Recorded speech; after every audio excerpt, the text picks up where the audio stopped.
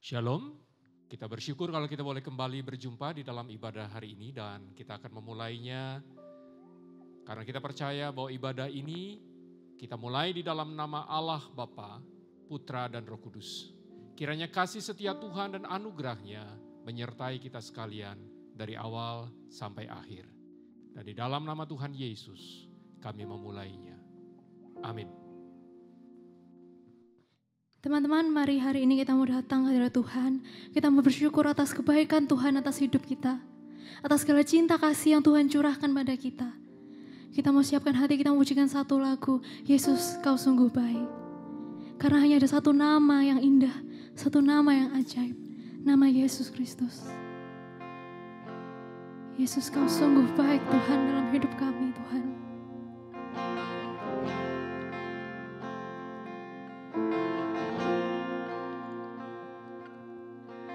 Yesus, Kau sungguh baik.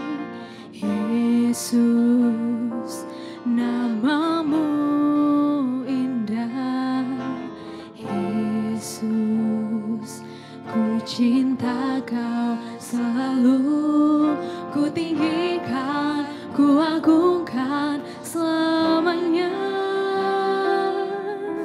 Yesus, Kau sungguh baik.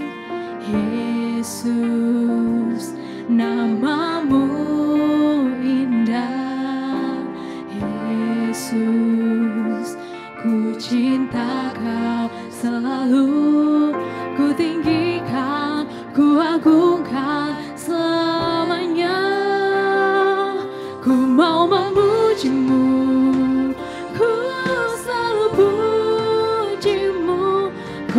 Menyembah-Mu, ku selalu sembah-Mu.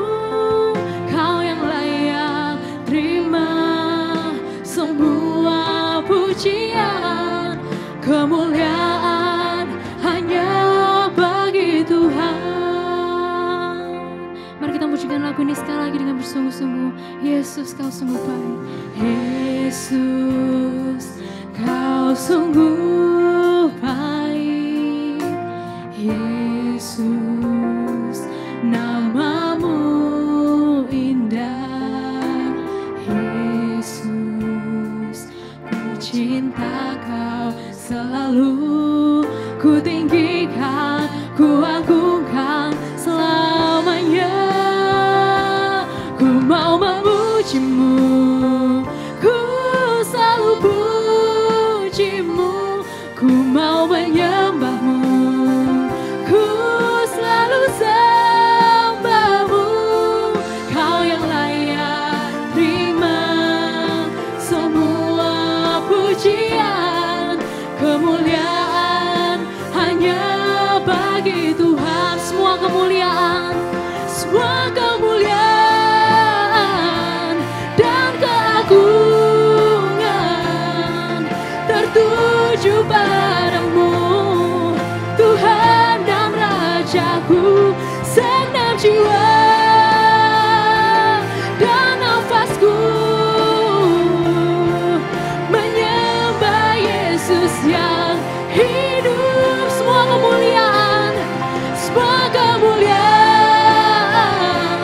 dan keagungan tertuju padamu, Tuhan dan Rajaku. Segenap jiwa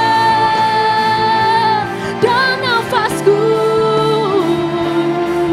menyembah Yesus yang hidup.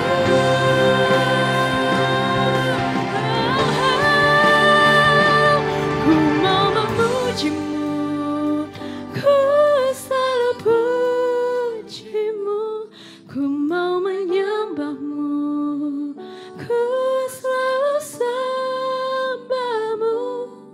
Kau yang layak terima semua pujian, kemuliaan hanya bagi Tuhan. Kau yang layak terima semua pujian, kemuliaan hanya bagi Tuhan. Mari kita berdoa. Tuhan, terima kasih Tuhan untuk segala berkat-Mu atas hidup kami Tuhan. Terima kasih karena Engkau telah memberikan kami kesempatan kembali Tuhan untuk beribadah Tuhan. Tuhan, kami meminta ampun Tuhan apabila selama seminggu ini kami melakukan banyak hal yang mendukakan hati-Mu Tuhan. Tuhan, kiranya Engkau mau ampuni kami Tuhan. Kami mau datang dengan segala kesungguhan, dengan segala hati kami Tuhan untuk memuji muliakan nama-Mu Tuhan. Biarlah Engkau yang mau pimpin ibadah ini Tuhan. Engkau yang mau berkati ibadah ini. Biar segala kemuliaan hanya untuk nama-Mu Tuhan. Segala pujian kami untuk menyenangkan hati-Mu Tuhan. Terima kasih Tuhan. Hanya dalam nama-Mu kami berdoa dan mengucap syukur. Amin. Selamat pagi semuanya, shalom. Aku percaya hari ini adalah hari yang baik. Hari yang dijadikan Tuhan. Hari yang penuh dengan sukacita. Mari sekarang kita mau pujikan nama Tuhan kita. Kita mau tinggikan namanya. Kita mau pujikan satu lagu kembali. Ya, sama-sama kita bagi berdiri. Kita penuh sukacita hari ini. Kita pujikan nama Tuhan kita. Kau Tuhan yang setia. Kau Tuhan yang setia. Tangan-Mu tersedia memegangku melintasi gelap dunia. Apapun keadaan, hati dan perasaan, tak membatasi kuasa-Mu di dalamku. Kasih-Mu kepadaku, menerima apa adanya. Dalam kelemahanku, kuasa Tuhan jadi sempurna. Ku kan selalu kembali padamu. Yang ku perlu hanyalah Kau Tuhan. Cinta-Mu membuatku mengerti siapa aku yang sebenarnya. Kita sama-sama sekali kita pujikan lagu ini. Kau Tuhan yang setia, tangannya selalu tersedia.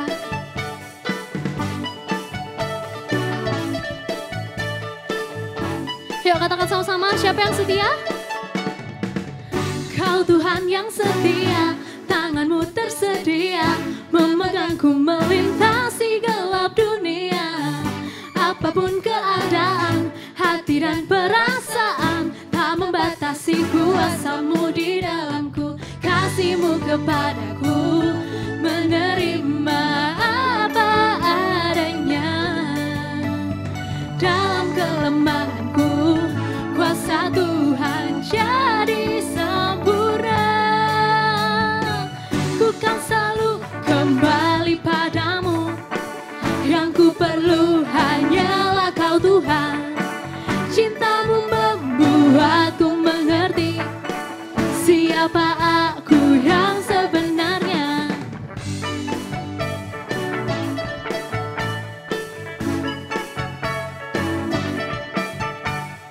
Sama-sama kita mau katakan, aku karya indah-Mu, karena aku cerminan-Mu Tuhan.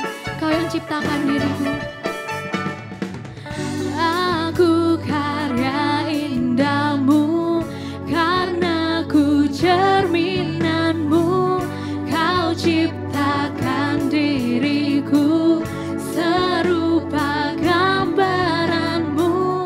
Aku karya indah-Mu, karena ku cerminan-Mu. Kau ciptakan diriku, serupa gambaran-Mu. Ku kan selalu kembali padamu. Yang ku perlu hanyalah Kau Tuhan. Cinta-Mu membuatku mengerti siapa aku yang sebenarnya. Ku kan selalu kembali padamu. Yang ku perlu hanyalah Kau Tuhan. Cinta-Mu membuatku mengerti siapa aku yang sebenarnya.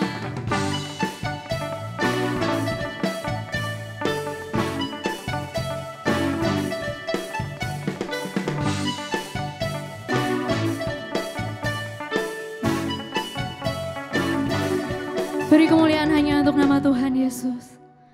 Teman-teman, mari kita sekarang mau persiapkan hati kita. Kita mau menaikkan doa-doa kita kepada Tuhan.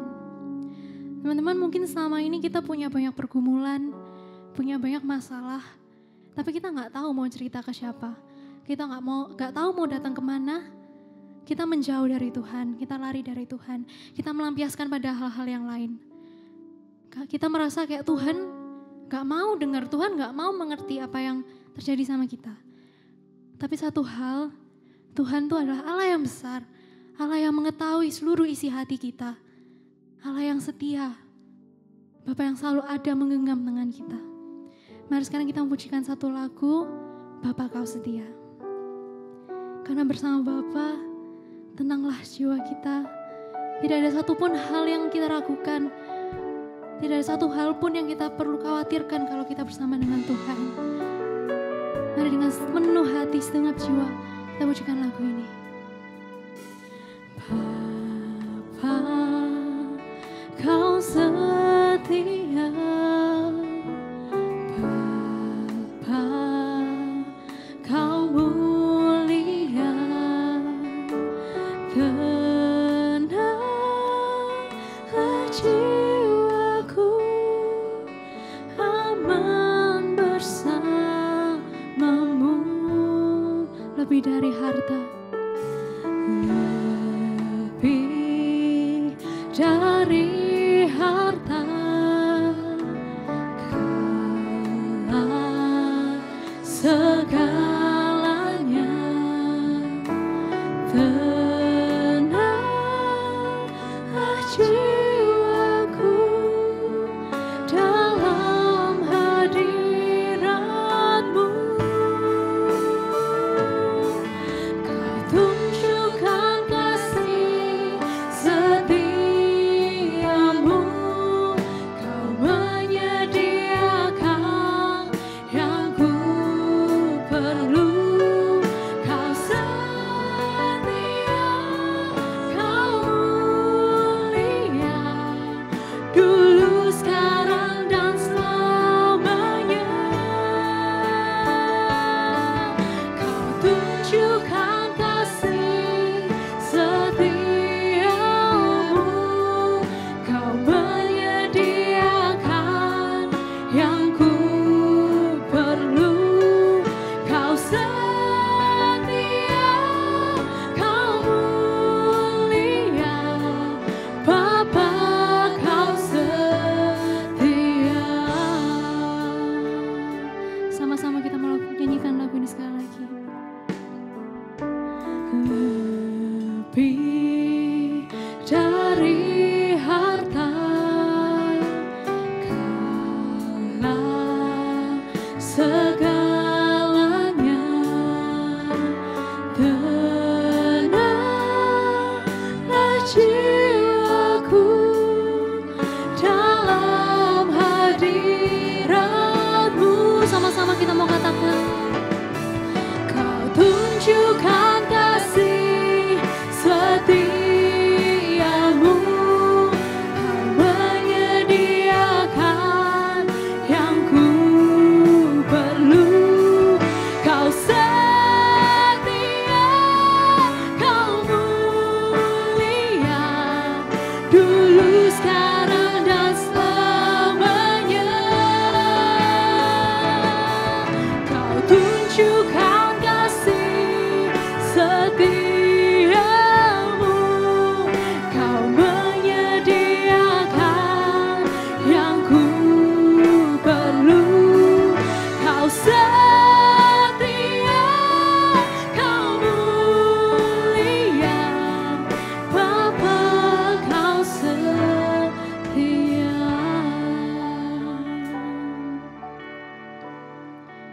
Mari untuk yang pertama, kita mau datang, kita mau serahkan semua pergumulan pribadi kita pada Tuhan. Kita mau bicara sama Tuhan, kita mau curhat sama Tuhan. Kita mau serahkan semuanya dalam tangan Tuhan.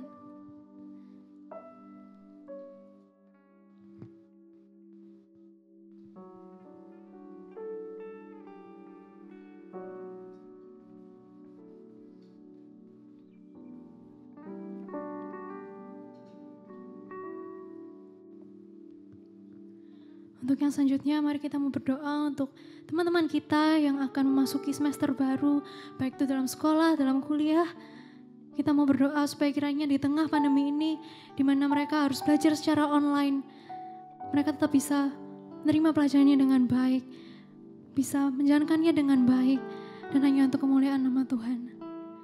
Mari kita berdoa.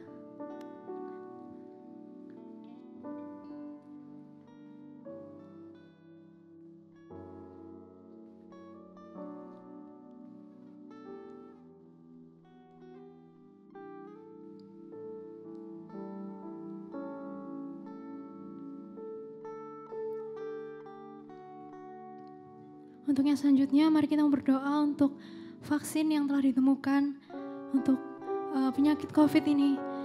Mari kita mau berdoa untuk segala tenaga medis, untuk pemerintah, untuk segalanya yang mendistribusikan vaksin ini. Biarlah kiranya melalui vaksin ini, penyakit ini bisa segera selesai, bisa segera reda. Supaya kiranya kita bisa kembali ke kehidupan kita yang normal.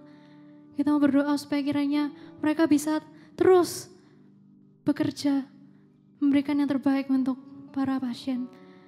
Mari kita berdoa.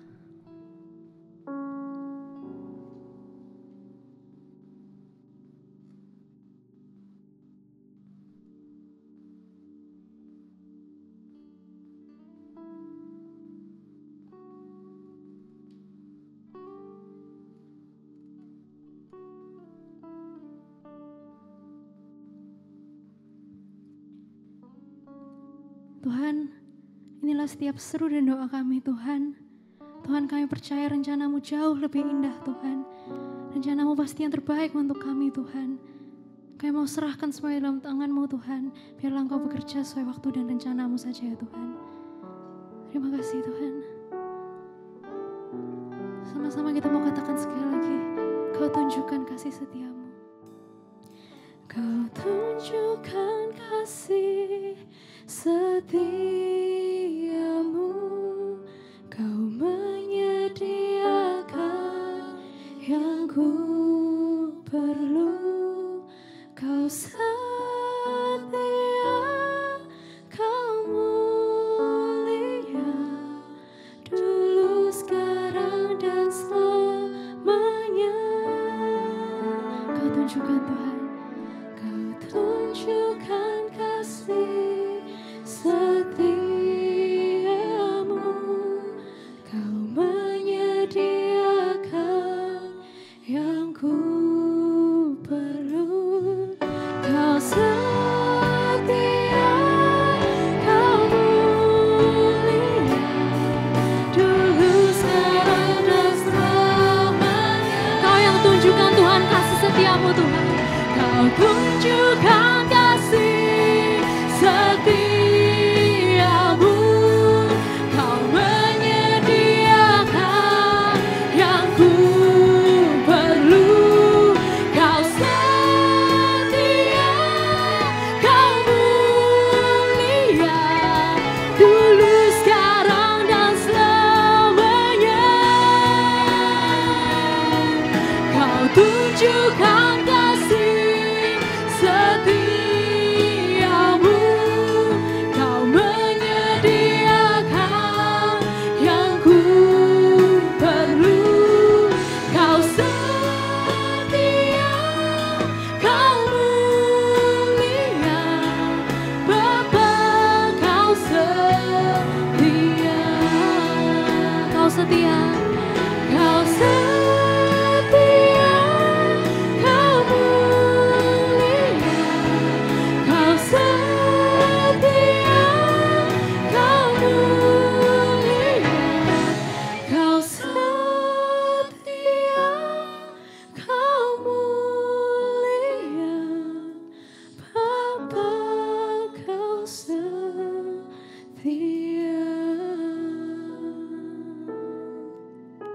Dipersilakan untuk Pak David untuk menyampaikan firman Tuhan. Shalom, kita sekarang bersyukur kalau kita boleh bersama-sama akan mendengarkan firman Tuhan. Mari sebelumnya saya mengajak kita untuk kembali berdoa sebelum kita membaca dan merenungkan sabdanya. Mari kita tunduk kepala, kita bersama-sama berdoa. Ya Tuhan, kami mengucap syukur karena Engkau baik. Kebaikan-Mu nyata dalam hidup kami sepanjang waktu-waktu yang lewat. Pagi ini bersama-sama kami akan membaca dan merenungkan firman-Mu. Kami mohon kiranya Roh Kudus Tuhan yang menolong sehingga kami boleh membaca, merenungkan dan bahkan melakukannya di dalam hidup kami. Berfirman-Lah ya Tuhan, karena kami tahu kami membutuhkan Engkau. Kiranya Roh Kudus hadir, menolong dan mengurapi hamba-Mu supaya boleh menyampaikan kebenaran ini dan menjadi berkat. Terima kasih, hanya di dalam satu nama Tuhan kami, Yesus Kristus, kami berdoa. Amin. Amin. Baik, mari kita akan melihat dua bagian firman Tuhan yang akan kita baca sebagai dasar dari khotbah pagi hari ini. Yang pertama kita akan melihat di dalam Perjanjian Lama, tepatnya di dalam Mazmur 86 ayat yang ke-15. Dan kemudian nanti kita akan membaca di dalam Perjanjian Baru, tepatnya di dalam kitab Roma pasal 9 ayat 19 sampai 26. Mari kita membaca lebih dahulu dari Mazmur kita. Mazmur 86 ayat 15 berkata, "Tetapi Engkau ya Tuhan, Allah penyayang dan pengasih, panjang sabar dan berlimpah kasih dan setia." Mari kita membuka sekarang dari surat Roma pasal yang ke-9 ayat yang ke-19 hingga ayat yang ke-26. Firman Tuhan berkata, "Sekarang kamu akan berkata padaku, jika demikian apalagi yang masih disalahkannya? Sebab siapa yang menentang kehendaknya? Siapakah kamu hai manusia, maka kamu membantah Allah? Dapatkah yang dibentuk berkata kepada yang membentuknya, mengapa engkau membentuk aku? Demikian. Apakah tukang periuk tidak mempunyai hak atas tanah liatnya untuk membuat dari gumpal yang sama suatu benda untuk dipakai guna tujuan yang mulia dan suatu benda lain untuk dipakai guna tujuan yang biasa?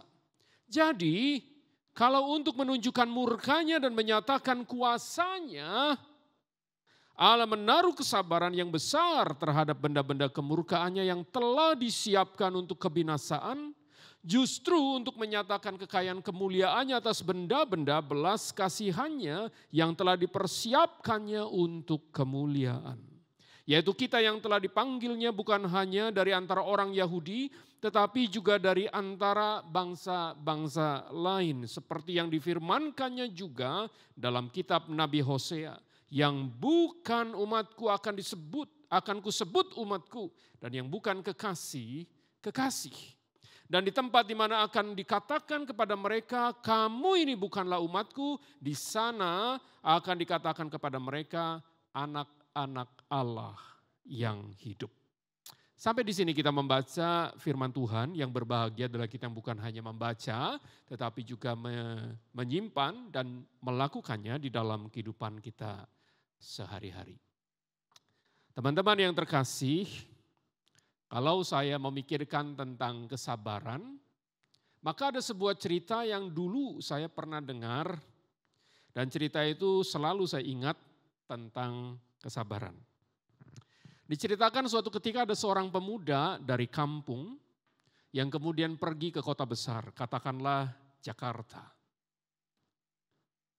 Dan suatu ketika dia naik bis kota karena memang dia harus bekerja dan transportasi yang bisa dia gunakan adalah bis kota hari itu. Pagi itu dia naik bis kota itu dan ternyata bisnya sudah penuh. Tapi untung dia masih bisa nyelip ke sana sini dan berada di tengah. Cuma sayangnya dia harus berdiri karena memang kondisinya penuh. Maka sambil berpegangan tangan dia kemudian melewati jalan yang biasa dia lewati. Tapi hari itu tiba-tiba wajahnya tampak kesakitan. Raut wajahnya menampakkan sebuah kesakitan yang tidak tertahan.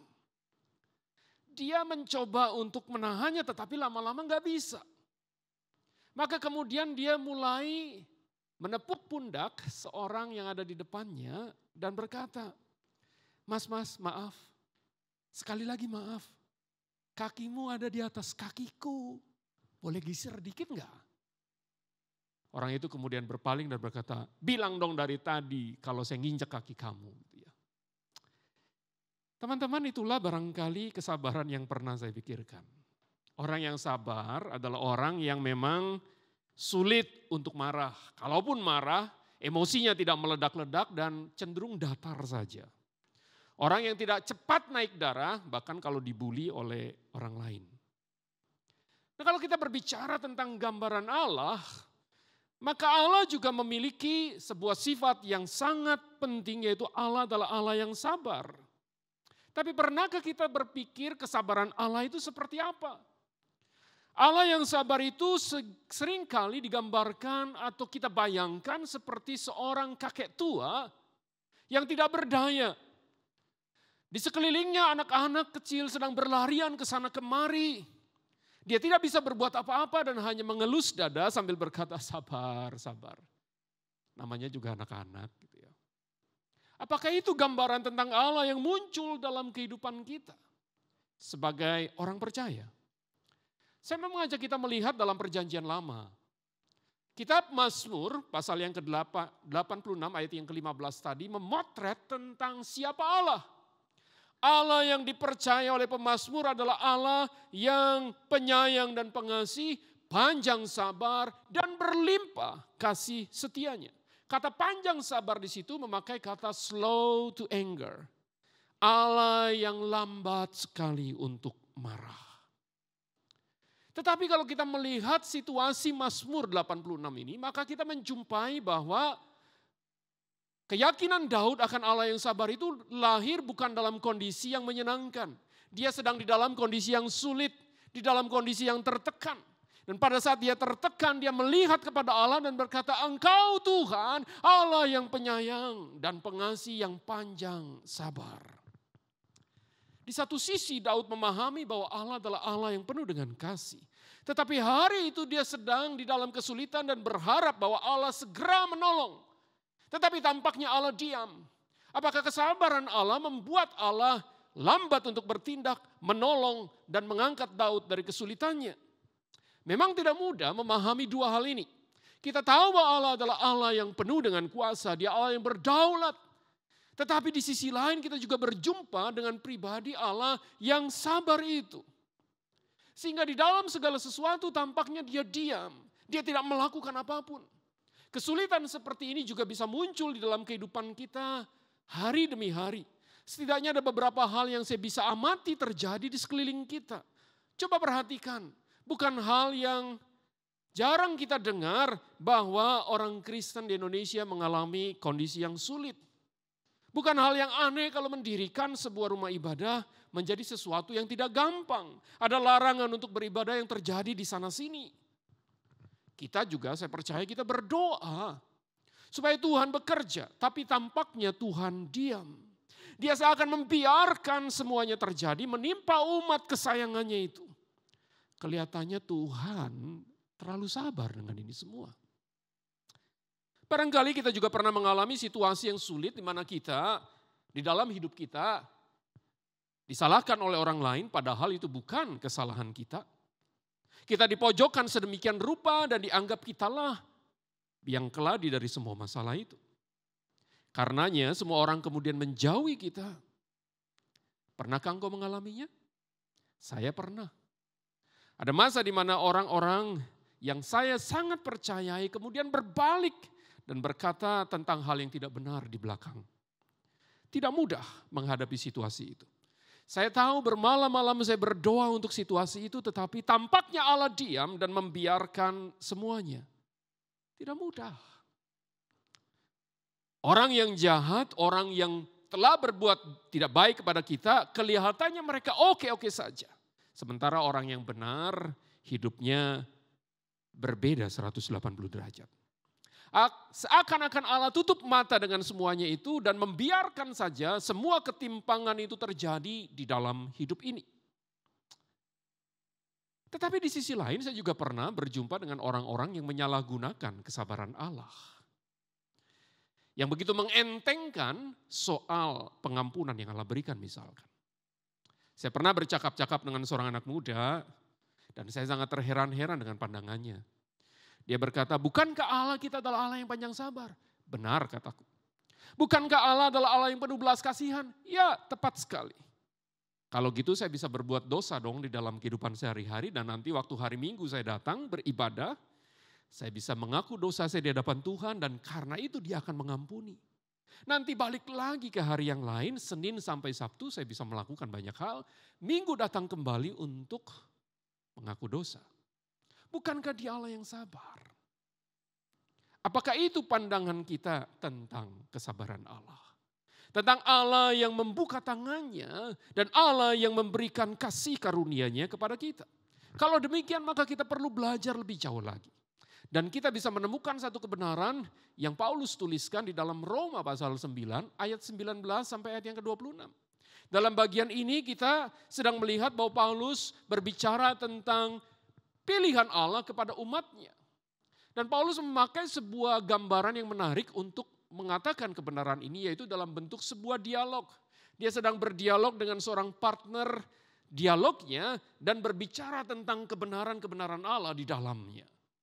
Mari kita coba perhatikan bagaimana Paulus menyusun argumentasinya dan kemudian menyampaikan kebenaran itu kepada pembaca pertama yaitu Jemaat Roma dan kita pada hari ini.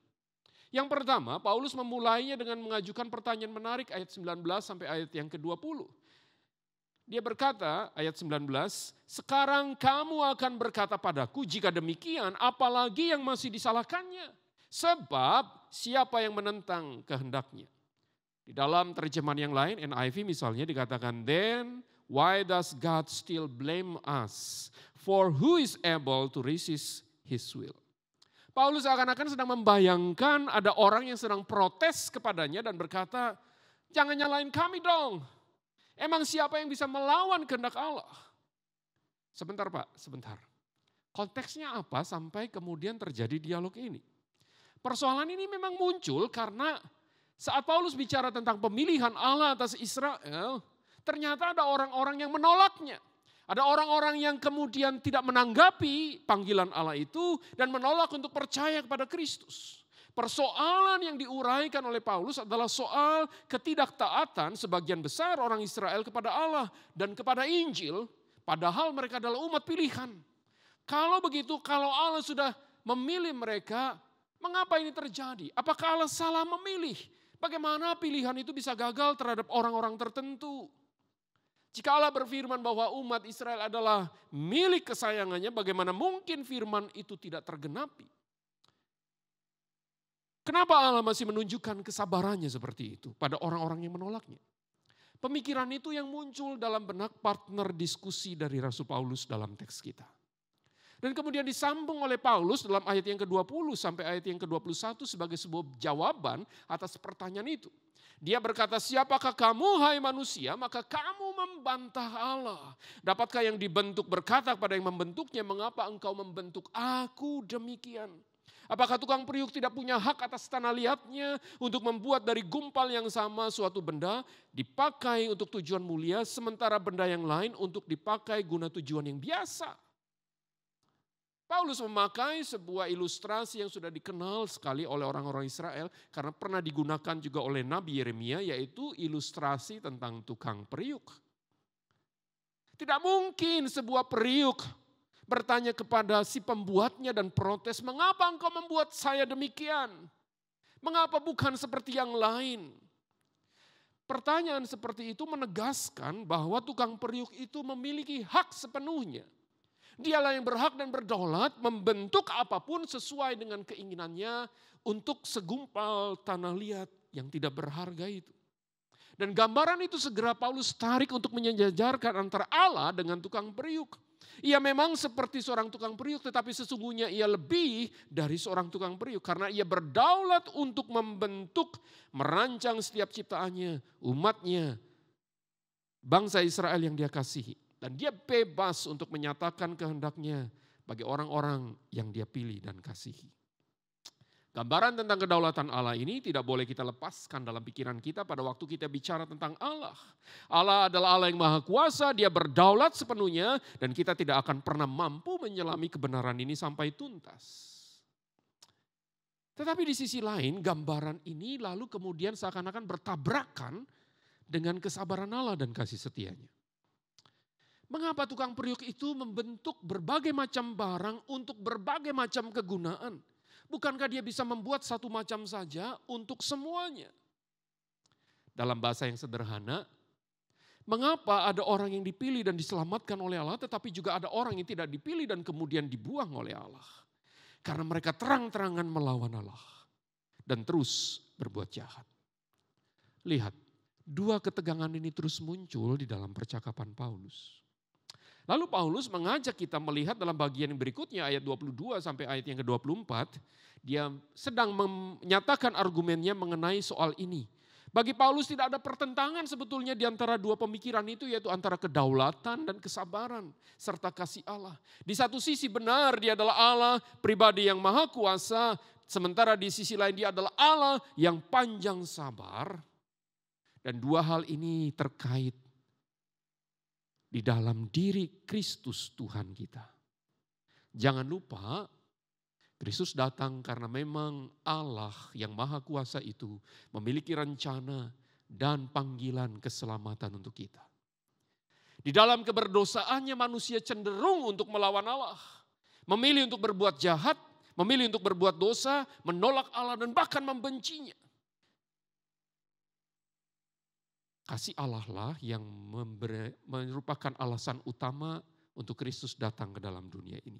Menyelamatkan orang yang berdosa, mati bagi kita, supaya kita diselamatkan dan kita menerima anugerah itu. Sesungguhnya dalam bahasa Paulus, kita itu adalah benda-benda kemurkaan Allah. Artinya benda-benda yang memang disiapkan untuk mengalami kebinasaan. Karena murka Allah begitu menakutkan. Tetapi di sisi lain terjadilah pertukaran yang begitu ajaib. Karena Kristus datang mengubah benda-benda kemurkaan itu menjadi benda-benda kemuliaan yang dipakai oleh Allah. Dan Paulus kemudian mengutip kembali perjanjian lama ayat yang ke-25 sampai 26 dari apa yang Hosea katakan tentang Israel. Paulus mengutip Hosea itu untuk menggambarkan kasih sekaligus kesabaran dan juga kedaulatan Allah terhadap mereka yang melawannya. Sekali lagi saya melihat kebenaran ini muncul dengan begitu terang di dalam pembahasan Roma pasal yang ke-9. Paulus mengingatkan bahwa kasih dan kesabaran Allah itu ditunjukkan kepada semua orang. Jadi kita bisa melihat kesabaran Allah itu memiliki dua sisi. Sisi yang pertama dia menyatakan tentang anugerah. Bahwa Allah tidak segera menjatuhkan hukuman kepada mereka yang menolak. Allah sedang menunjukkan kemurahannya dan kesabarannya itu merupakan anugerah yang dia berikan kepada benda-benda kemurkaannya itu. Tapi di sisi lain kita juga segera melihat bahwa Allah adalah Allah yang terus memberikan kesempatan. Maka kesabaran itu bukan saja berarti sebuah anugerah tetapi juga sebuah kesempatan. Kesempatan di mana Allah masih bukakan itu supaya semua orang itu boleh mengerti akan kasih-Nya dan kemudian mau datang kepadanya dan hidup baginya. Karena itu kita bisa menyelami apa yang Rasul Petrus katakan di dalam 2 Petrus pasal 3 ayat 9. Tuhan tidak lalai menepati janjinya. Sekalipun ada orang yang menganggapnya sebagai kelalaian, tetapi dia sabar terhadap kamu. Karena ia menghendaki supaya jangan ada yang binasa. Melainkan semua orang berbalik dan bertobat. Kalau demikian kita bisa menyimpulkan sesuatu. Bahwa kesabaran Allah menunjukkan satu kenyataan yang indah. Dia sedang menunjukkan kesabarannya kepada benda-benda kemurkaannya supaya kita meresponi panggilan keselamatan itu dan menjadi umat Allah yang hidup. Itulah cara pandang kita yang baru yang seharusnya kita miliki pada waktu kita bicara tentang Allah yang sabar. Lihat, Allah menunjukkan kasih-Nya kepada banyak orang. Dia memang menerima kita apa adanya. Tetapi dia juga terus membentuk kita dan tidak pernah dia berhenti dan putus asa untuk supaya kita boleh dibentuk seperti yang Allah kehendaki. Allah memanggil Paulus, seorang yang sebelumnya begitu jahat. Dia mengejar-ngejar bahkan menganiaya orang-orang Kristen sampai dia berjumpa dengan Yesus. Hidupnya dirubah dan Tuhan memakainya. Kebenaran yang sama juga telah mengubah banyak orang. Saya menyebut nama misalkan seorang yang bernama Hamran Amri. Seorang yang begitu menentang kekristenan dengan keras. Seorang yang begitu suka untuk menganiaya orang Kristen. Tapi waktu dia berjumpa dengan Yesus, dia mengalami kasih dan kesabaran Allah yang mengubah hidupnya. Allah juga mengubah seorang Yusuf Roni dari seorang yang membenci kekristenan menjadi seorang yang mengasihi Kristus. Orang yang bersemangat untuk menentang Kristus, merusak gereja dan lain-lain. Pada waktu dia berjumpa dengan Kristus, hidupnya dirubah. Allah juga, Kristus yang sama juga mengubah hidupku. Dari seorang yang tidak mengenal Tuhan, seorang yang tidak peduli dengan Allah. Waktu berjumpa dengan Kristus, dia ubahkan menjadi baru. Lihat, kesabaran Allah perlu kita pahami di dalam diri Tuhan kita Yesus Kristus. Kesabaran dan kasih serta kedaulatan Allah barulah menjadi sesuatu yang terangkai sempurna di dalam diri Tuhan kita Yesus Kristus. Dan itu berarti kebenaran yang sama sekarang Allah juga sedang berikan kepada engkau dan saya. Allah sedang menyatakan kesabarannya sebagai sebuah anugerah supaya kita memahami betapa besar kasihnya atas kita. Tapi sekaligus juga sebuah kesempatan yang tidak boleh kita lewatkan. Karena kesabarannya menunjukkan bahwa suatu saat kesabaran itu akan berakhir. Dan itu berarti Allah akan menyatakan kemurkaannya. Maka di masa seperti ini, seperti yang Rasul Petrus katakan, ini kesempatan bagi kita untuk datang menghampiri Allah. Saya tidak tahu bagaimana dengan kehidupan kita hari ini. Apakah kita masih sedang bergumul dengan dosa kita? Apakah kita sedang bergumul dengan kelemahan-kelemahan kita yang telah membelenggu kita selama ini? Bagaimana dengan cara hidup kita saat ini? Saya tidak tahu apa yang kau sedang hadapi sungguh. Tapi ada satu hal yang pasti, bahwa Allah mengasihimu dan Allah terus menunggu kita untuk datang kepadanya. Maka jangan keraskan hati kita. Biarlah kita boleh menyambut kasih Allah itu, kesabarannya, kemurahannya, dan tangannya yang terus terulur untuk engkau dan saya. Dia adalah Allah yang terus menunggu, tetapi dia juga Allah yang juga mencari engkau dan saya. Bagaimana? Apakah kita tetap menjauh darinya? Saya berharap dan sungguh berharap kita semua boleh berbalik kepada Allah dan hidup bagi Dia. Kiranya Tuhan menolong kita.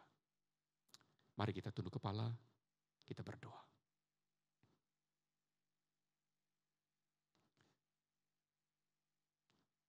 Ya Tuhan, biarlah kebenaran tentang kasih dan kesabaran-Mu menolong kami. Untuk kami boleh mengevaluasi hidup kami hari ini. Memasuki tahun yang baru ini dengan sebuah keyakinan bahwa kami sedang berada di dalam masa anugerah itu. Maka kami tidak boleh menyia-nyiakannya Tuhan. Tuhan tolong supaya hidup kami berpadanan dengan kasih-Mu. Sekaligus juga kami boleh menjaga hidup kami dengan baik. Tuhan tolong setiap kami yang sedang bergumul dengan dosa, dengan kelemahan. Kami tahu kami pribadi yang lemah dan rapuh. Kami membutuhkan uluran kasih Tuhan. Kiranya kami boleh terus dirubah oleh Engkau Yesus. Menjadi pribadi yang seperti Engkau. Seperti Kristus. Terima kasih. Kau tolong setiap kami yang sedang beribadah ini. Supaya kami boleh terus dibentuk oleh Tuhan. Hanya di dalam nama Tuhan kami Yesus Kristus. Kami berdoa. Amin. Teman-teman, dengan bangkit berdiri, mari kita mau mengikrarkan pengakuan iman kita, pengakuan iman rasuli. Aku percaya kepada Allah, Bapa yang Maha Kuasa, Khalik langit dan bumi, dan kepada Yesus Kristus anak yang tunggal Tuhan kita, yang dikandung dari Roh Kudus, lahir dari anak darah Maria, yang menderita sengsara di bawah pemerintahan Pontius Pilatus, disalibkan, mati dan dikuburkan, turun ke dalam kerajaan maut. Pada hari yang ketiga, bangkit pula dari antara orang mati, naik ke surga, duduk di sebelah kanan Allah, Bapa yang Maha Kuasa, dan dari sana akan datang untuk menghakimi orang hidup dan yang mati. Aku percaya kepada Roh Kudus, gereja yang kudus dan am, persekutuan orang kudus, pengampunan dosa, kebangkitan tubuh, dan hidup yang kekal. Amin. Mari kita bangkit berdiri untuk mengakhiri ibadah kita dan kita akan menerima doa berkat. Biarlah kita boleh menjalani hidup kita dengan sebuah keyakinan bahwa Allah adalah Allah yang sabar, penuh dengan kasih setia, dan Dia sedang menunggu untuk kita terus datang kepadanya. Karena itu, sekarang terimalah berkat dari Tuhan. Kiranya kasih karunia dari Bapa yang sempurna, anugerah dari Tuhan kita Yesus Kristus, penyertaan dan pimpinan dari Allah Roh Kudus menyertaimu sekarang sampai selama-lamanya. Amin. Oh, praise the name of the Lord our God. Oh, praise His name forevermore. For endless days we will sing your praise. Oh Lord our God. Come on, church, we say. Then all the